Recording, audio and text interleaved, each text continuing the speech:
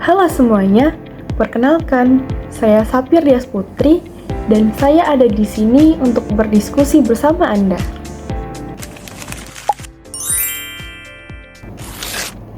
Pertama-tama, saya ingin bertanya kepada kalian, pernahkah kalian melihat kejanggalan pada spanduk di pinggir jalan? Bukan karena warnanya mencolok, tapi karena tulisannya. Ada yang bertuliskan di kontrakan, dan ada juga yang bertuliskan apotik.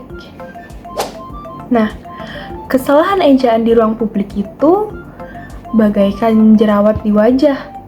Kecil, tetapi jika dilihat terus-menerus, bikin gemes. Pertanyaannya, mengapa hal ini bisa terjadi secara masif? Apakah kita yang kurang peduli dengan bahasa kita sendiri? Atau bahasa Indonesia itu memang sulit dipelajari? Nah, hari ini kita akan mendiskusikan fenomena typo berjamaah di ruang publik.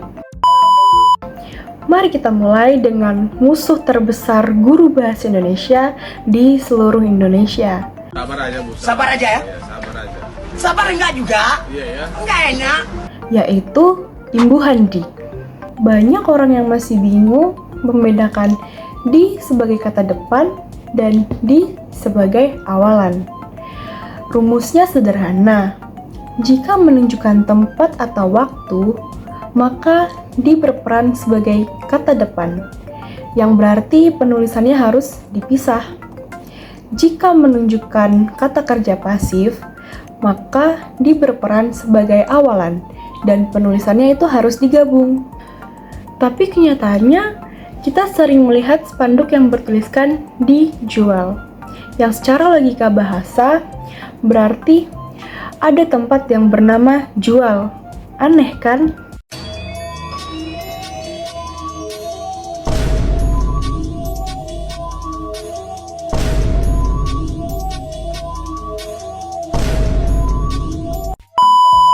Lalu ada lagi masalah kata serapan antara praktek dan praktik, apotek dan apotik, atau izin dan izin. Izin. Nah, kalian pasti bertanya-tanya, kenapa kesalahan ini terus berulang?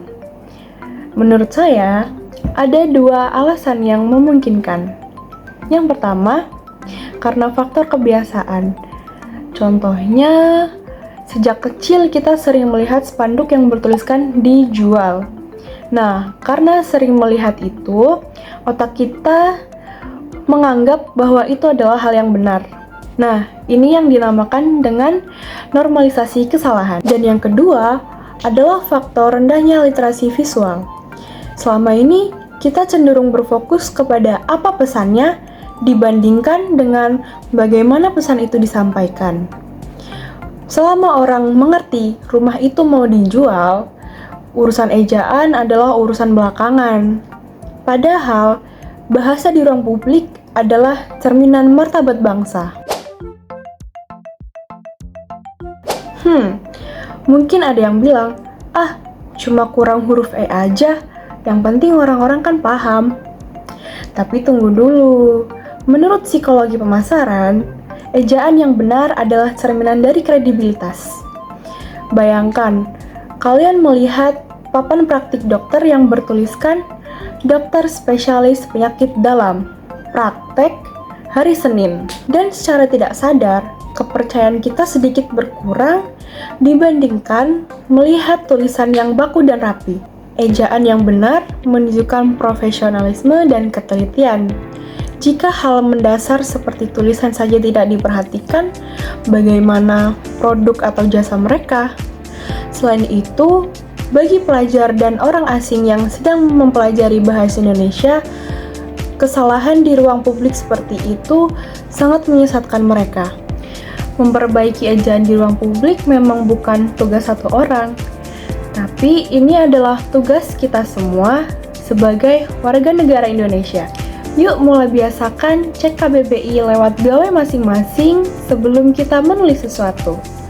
Menjaga bahasa Indonesia tetap rapi di ruang publik adalah cara paling sederhana untuk menjaga identitas kita.